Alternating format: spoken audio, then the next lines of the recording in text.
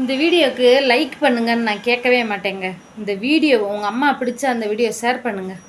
நான் வந்து எனக்கு காசு கூட இந்த வீடியோக்கு வர்ற காசை நான் இந்த இந்த வீடியோவுக்கு எவ்வளோ காசு வருதோ அதை அப்படியே நான் 4 பேருக்கு உதவி செஞ்சுட்டு போகிறேங்க. நெசமாக அதை நான் உங்களுக்கு வீடியோவாகவும் எடுத்து போடுறேன். இந்த வீடியோவுக்கு எவ்வளோ காசு வருதோ 4 பேருக்கு சோறு வாங்கி கொடுத்துட்றேன். என்னால் முடிஞ்ச அளவுக்கு கூட எக்ஸ்ட்ரா கூட 100 ரூபாயை போட்டு நான் வாங்கி கொடுத்துட்டு போகிறேன். அந்தளவுக்கு எனக்கு மனசு வேதனை தெரியுமா. இன்றைக்கி எங்கள் அம்மா ஞாபகம் வந்துச்சு. டெய்லி நான் எங்கள் அம்மா நினைக்காத நாளே கிடையாதுன்னு எங்கள் அம்மா நினச்சிக்கிட்டு தான் இருப்பேன். இன்றைக்கி என்னவோ எங்கள் அம்மாவை பற்றி பேசணும்னு தோணுச்சு. இப்படி நிறைய பேர் எத்தனை அம்மா இருப்பாங்க. உங்கள் அம்மா மாதிரி தானே எத்தனை அம்மா ஊர் உலகத்தில் இருப்பாங்க. எனக்கு நடந்த எங்கள் அம்மாவுக்கு நடந்த இந்த கதி உங்கள் அம்மாவுக்கு வரக்கூடாது. யாருக்காவது உதவி செய்கிறாங்கன்னா சொல்லி சொல்லி செய்யணும் போல். அந்த காலத்தில் நான் உனக்கு உதவி செய்கிறேன், மறந்துடாத, நீ எனக்கு உதவி செய்யணும் அப்படின்னு நன்றி மறந்து போயிறாங்க இந்த காலத்தில். வணக்கம் மக்களே, எல்லோரும் எப்படி இருக்கீங்க? நல்லா இருக்கீங்களா? இந்த வீடியோவில் வந்து நான் என்ன பேச போகிறேன்னு பார்த்தீங்கன்னா, டெய்லி வந்து நிறைய கண்டென்ட் பேசுகிறேன்ல. நான் வளர்ந்தது, நான் படித்தது, நான் வாழ்கிறது எல்லாத்த பற்றியும் பேசுகிறேன்னா எங்கள் அம்மாவை பற்றி பேசாமல் இருக்க முடியுமா? அம்மானா யாருக்கு தான் பிடிக்காது? உங்களுக்கு உங்கள் அம்மா பிடிக்கும்ல? அதே மாதிரி எனக்கும் எங்கள் அம்மாவை ரொம்ப பிடிக்கும். அம்மாவை பிடிக்காதுன்னு சொல்கிறவங்க யாராவது இருப்பாங்களா? இருக்கலாம். யாரோ 1000ல் ஒருத்தவங்க, 1,00,000ல் ஒருத்தவங்க, கோடியில் ஒருத்தவங்க இருக்கலாம். அவங்கள தவிர்த்து அம்மானா எல்லாருக்கும் பிடிக்கும்ல. எங்கள் அம்மாவை எனக்கு எப்படி பிடிக்கும்னு சொல்கிறேன் கேளுங்க. எங்கள் அம்மா எங்களை எப்படி வளர்த்துச்சுன்னு தெரியுமா? எங்கள் அப்பா வந்து ஒரு வேலைக்கு சரியாக போக மாட்டார். எங்கள் அம்மா தான் எங்களை வந்து வளர்த்ததே. அது எப்படின்னு கேளுங்க. எங்கள் தாத்தா வந்து ஒரு தேட்டரில் கடை வச்சுருந்தார். நான் பிறந்த ஊர் தூத்துக்குடி மாவட்டத்தில் ஒரு கிராமம், புதூர்னு ஒரு கிராமம். அங்கே தான் நாங்கள் பிறந்தது வளர்ந்தது எல்லாம். நாங்கள் மொத்தம் 3 பொம்பளை பிள்ளைங்க. எங்கள் அம்மா 2 பொம்பளை பிள்ளை பிறந்ததும் 3ஆவது பிள்ளை வேண்டாம் அப்படின்ட்டு கொஞ்சம் நாளாக இருந்துட்டாங்க. திடீர்னு நான் வந்து எங்கள் அம்மா மாசமாக இருக்கும், ஆம்பளை பையனாக இருக்கும், இருக்கட்டும்னு சொல்லிட்டாங்களாம். எங்கள் 2 அக்காவுமே என்னை விட 10 வயசு 6 வயசு மூத்தவங்க. நான் வந்து ரொம்ப நாள் கழித்து ஆம்பளை பிள்ளையாக இருப்பேன்னு நினைக்கவும் பிறக்கிறேன் பொம்பளை பிள்ளை. எங்கள் அம்மா 2 தலையில் ஒரு குடம் இடுப்பில் ஒரு குடம் தண்ணி சுமந்துட்டு வந்துச்சான். வீட்டுக்குள்ளே போகவும் திடீர்னு பிள்ளை எழுகிற சத்தம் கேட்டு அக்கம் பக்கத்தில் உள்ளவங்கெல்லாம் ஓடி வந்திருக்காங்க. பார்த்தா குழந்தை பிறந்து எங்கள் அம்மா தூக்கி வச்சுருக்குதான். அந்த காலத்தில் அப்படித்தாங்க. இப்போ தான் ஆப்ரேஷன் அது இதுங்கிறாங்க. எங்கள் அம்மா 2 குடம் தண்ணி குடம் சுமந்துட்டு வந்து என்னை பெற்றுருக்கு. என்னடி இப்போ தானே தண்ணி சுமந்துட்டு வந்து அதுக்குள்ளே பிள்ளை பெற்றுட்டியே அப்படின்ட்டு அது ஒரு ஆச்சரியம் அந்த காலத்தில். அப்போ நான் பிறந்துட்டேன். எங்கள் அம்மாவுக்கு ஆம்பளை பிள்ளை இல்லாத குறை. எங்கள் அப்பா ஆம்பளை பிள்ளை பேரே வைக்கணுன்ட்டு, அதாவது அவங்க அப்பாத்தா பேரை வந்து எனக்கு வச்சுட்டாங்க. சங்கரம்மா அப்படிங்கிறத சங்கரேஸ்வரி அப்படின்ட்டு வச்சுட்டார் எங்கள் அப்பா. வைக்கவும் சரின்ட்டு வளர்க்குறாங்கன்னா என்னை எப்படி தெரியுமா வளர்த்தாங்க? ஆம்பளை பிள்ளை மாதிரி தாங்க வளர்த்ததே. டவுசர் சட்டை தான், டவுசர் ஆறுகால் டவுசரு சட்டை பனியன். இப்படி தீபாவளிக்கு ஒரு நாளைக்கு தான் எனக்கு பொம்பளை பிள்ளை சட்டை கிடைக்கும். இப்படியே என்னைய நல்ல செல்லம் கொடுத்து என்னை வளர்த்துக்கிட்டே வந்தாங்க. நல்லா தாங்க. எங்கள் அம்மா எப்படி தெரியுமா எங்களை வளர்ப்போம்? எங்கள் ஊரில் ஒரு தேட்டர் இருக்கும். அந்த தேட்டரில் ஒரு கடை, பெட்டி கடைனா எங்கள் தாத்தா பார்த்துக்கிட்டு இருந்த கடையை எங்கள் அம்மா வந்து டேக் ஓவர் பண்ணி பார்க்குது. எங்கள் தாத்தாவும் எங்கள் அம்மாவும் தான் கடைக்கு போவாங்க. நைட்டு 10 மணி வரைக்கும் கடையில் இருப்பாங்க. சாயந்தரம் 6 மணிக்கு போவாங்க. இந்த 6 மணிலேருந்து 10 மணி வரைக்கும் இந்த பெட்டி கடையில் எங்கள் அம்மா வேலை பார்க்கும். பகல் பூரா சித்தாள் வேலை, கொத்தனாருக்கு சித்தாள் வேலை, இப்படி வீடு கட்டும்போது வேலை, இது இல்லாமல் தீப்பெட்டி ஆஃபீஸில் எங்கள் அம்மா வேலைக்கு போயிடும். காட்டு வேலைக்கு போகும். என்ன வேலைனாலும் விடாதுங்க. இன்றைக்கி போனால் நம்ம பிள்ளைகளுக்கு ஏதோ ஒரு செலவுக்கு ஆகுமே அப்படின்னு சொல்லிட்டு எங்கள் அம்மா வேலைக்கு போயிடும். அதே மாதிரி எங்கள் 2 அக்காவையுமே எங்கள் அம்மா வந்து தீப்பெட்டி ஆசில், பெரிய அக்கா தீப்பெட்டி ஆசிலே, சின்ன அக்கா மில்லில் வேலை பார்த்துக்கிட்டு இருந்தாங்க. நாங்கள் நல்லா அப்படி அந்த சின்ன வயசில் ரொம்ப வசதியாக தாங்க இருந்த மாதிரி. எங்களுக்கு நாங்கள் வசதியாக இருந்தோங்க. வசதினா எப்படி வசதி தெரியுமா? 3 பேருக்கும் தோடு கலர் கலராக தங்கத்தில் எங்கள் அம்மா தோடு வச்சுருக்கோம். நல்லா எங்கள் அம்மா ரொம்ப சீட்டு கட்டி தெருவில் சீட்டு போட்டு எங்களுக்கு சேர்த்து வைக்கும்.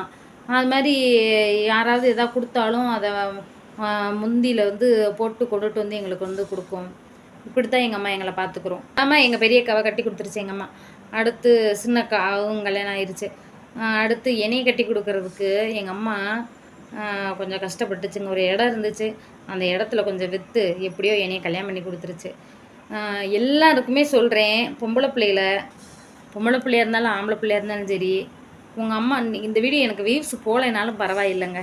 நான் எங்கள் அம்மா பற்றி பேசணுங்கிறதுக்காக தாங்க அந்த வீடியோவை பேசுகிறேன்.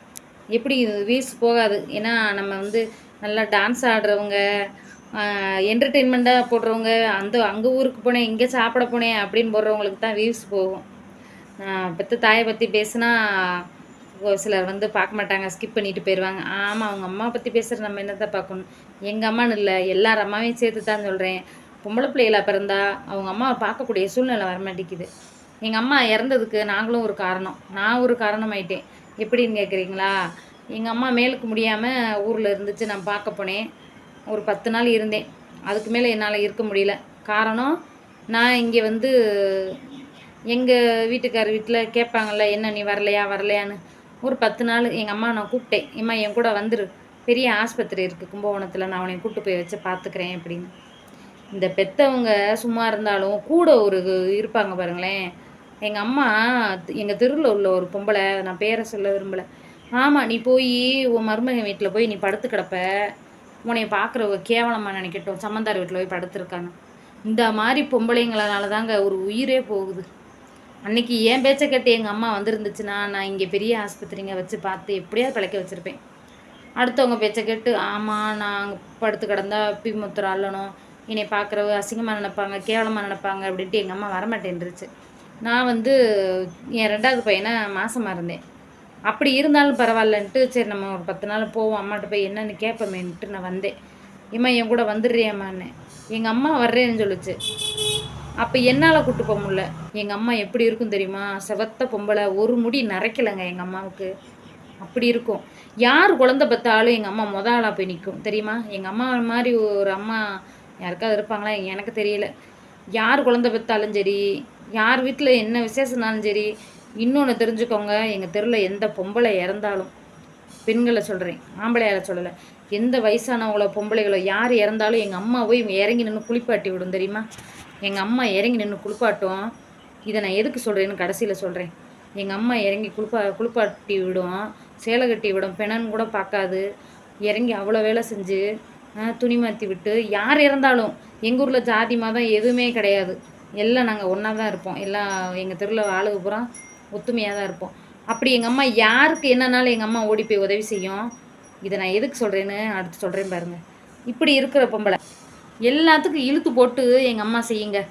சொந்தக்காரவங்கன்னு பார்க்காது, கூட பிறந்தவங்கன்னு பார்க்காது, யார் என்ன உதவி கேட்டாலும். நாங்கள் சின்ன பிள்ளையில இருந்தோம், கேட்க ஆள் கிடையாது, காசு நிறையா இருந்துச்சு, கடையில் வாங்குகிற காசு, அப்புறம் வேலைக்கு போகிற காசு, இதெல்லாம் மற்றவங்களுக்கு செஞ்சு எங்கள் அம்மா எங்களை கவனிக்காமல் விட்டுருச்சுங்க. மற்றவங்களுக்கு செஞ்சதை எங்களுக்கு செஞ்சுருந்தா நாங்கள் நேரம் கோடீஸ்வரங்களாக இருந்திருப்போம். ஏன்னா அன்றைக்கி நிலைமைக்கு எங்கள் அம்மா வசதியாக இருந்துச்சு. அப்போது எங்கள் அப்பா வந்து எங்கள் அம்மாவை, உனக்கு என்ன ஆம்பளை பிள்ளையா இருக்குது, இடம் வாங்கணுங்கிற, பொம்பளை பிள்ளையில வச்சுருக்க, உனக்கு அதுக்கு இடம் அப்படின்ட்டு எங்கள் அம்மாவை, எங்கள் அப்பா முட்டுக்கட்டை போட்ட விஷயங்கள் நிறைய. அவர் எங்களை வந்து கரெக்டான வழியில் எங்கள் அப்பா கொண்டு போக விடலை எங்கள் அம்மாவை. எங்கள் அம்மா எடுக்கிற முடிவு கரெக்டாக இருக்கும், எங்கள் அப்பா பூந்து அதுக்கு எடுத்து விட்டுருவார்.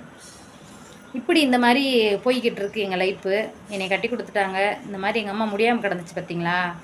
எங்கள் அம்மா இறந்து போகையில் நான் வந்து 50 நாள் வயிற்றில் குழந்த, 50 நாள் 2 மாதம் கரெக்டாக, 3 மாதம் கூட ஆகலை, 50 நாளுங்கிறதுனால நான் எங்கள் அம்மாவுக்கு நீர்மாலை எடுத்தே ஆகணுங்கிற ஒரு வைராக்கியத்தில் எடுத்துட்டேங்க. ஏன்னா எங்கள் அம்மா இல்லை, எங்கள் அம்மா எனக்கு எவ்வளோ செஞ்சுருக்கோம். நான் தருணம் குழந்த பெற்று எங்கள் வீட்டுக்கு வரேன், எங்கள் அம்மா உட்காந்து அழுகுது. இந்த தொட்டியை பார்த்து அழுகுது. கலகலன்னு இருந்த இடம் இப்படி இருக்கே அப்படின்லாம் அழுத பொம்பளை. சரின்ட்டு எங்கள் அம்மா இறந்துருச்சுங்க. நான் எதுக்கு சொல்கிறேன் தெரியுமா? எங்கள் அம்மா ஒரு பொம்பளை கூட இறங்கி குளிப்பாட்டலைங்க. தெரியுமா? உங்கள் அம்மா இப்படி ஊருக்கே உழைச்ச பொம்பளைய மனசு எவ்வளோ வேதனையாக இருக்கும் சொல்லுங்கள். இறங்கி குளிப்பாட்ட ஒரு பொம்பளை வரல. நானும் எங்கள் அக்காவும் கதறோம், யார் வரலையே அப்படின்ட்டு. பூரா ஆம்பளையால் நின்று அப்படியே சேலையை ஊற்று குளிக்க ஊற்றாமல் அப்படியே கட்டியிருந்த சேலை மேலேயே தண்ணியை ஊற்றி கோடி துணியை போட்டு ஊருக்கே ஓடி யாரும் ஆளுன்னு பார்க்காம செஞ்ச பொம்பளைக்கு கடைசியில் எங்கள் சொந்தக்காரவங்களும் சரிங்க, சொந்தக்காரவங்களும் சரி, தெருக்காரங்களும் சரி, ஒரு பொம்பளை குளிக்க ஊற்ற வரல. மனசில் இருக்குதுங்க அது வேதனை தானே. இந்த மாதிரி வேதனை யாருக்கும் வரக்கூடாது. அதனால் எனக்கு எங்கள் அம்மாவை நினச்சி ரொம்ப கஷ்டம். எங்கள் அம்மாவுக்கு வந்து ஏன் உடம்பு சரியில்லாமல் போச்சுன்னு நான் சொல்லலையில. எங்கள் அம்மாவுக்கு ஏன் உடம்பு சரியில்லாமல் போச்சுன்னு பார்த்தீங்கன்னா, எங்கள் அம்மா வந்து காட்டு வேலைக்கு போகும். எங்கள் பொம்பளை பிள்ளைகளை பெற்றுட்டா பொம்பளை பிள்ளைகளுக்கு எதாவது செய்யணுமே, செய்கிறதுக்காக லோன் வாங்குச்சுங்க எங்கள் அம்மா.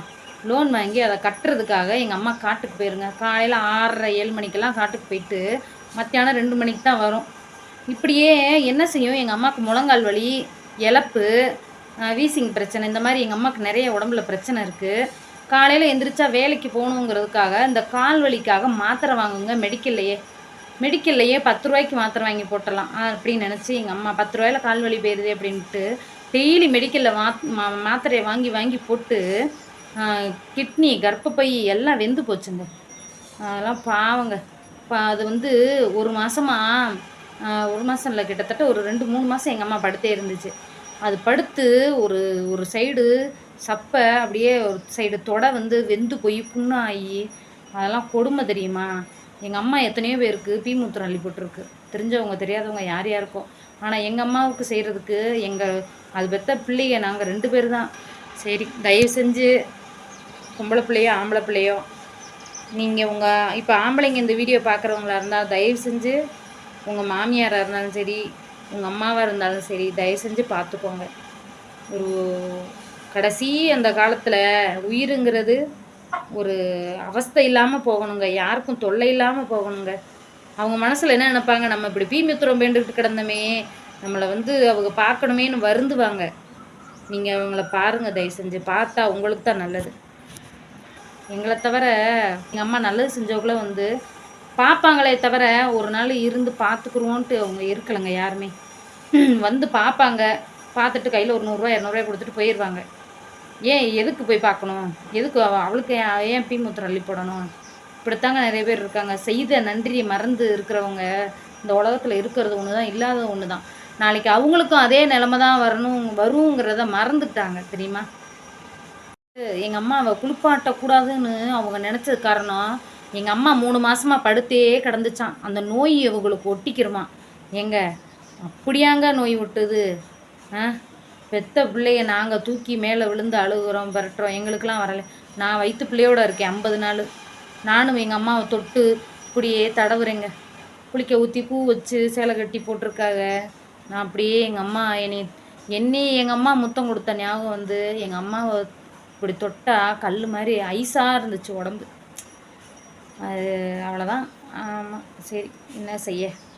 தயவு செஞ்சு பெற்றவங்கள, அவங்க பெற்றவங்க மட்டும் இல்லைங்க, ஒருத்தர் எதிரியாக இருந்தால் கூட, துரோகியாக இருந்தால் கூட போய் செய்யணுங்கிற அந்த காலத்தில் உங்களுக்கு நல்லது செஞ்ச ஒருத்தவங்களுக்கு நீங்கள் செய்யலைன்னா அந்த பாவம் 7 ஜென்மம் நம்ம பெற்ற பிள்ளைகள் யாரையுமே விடாது.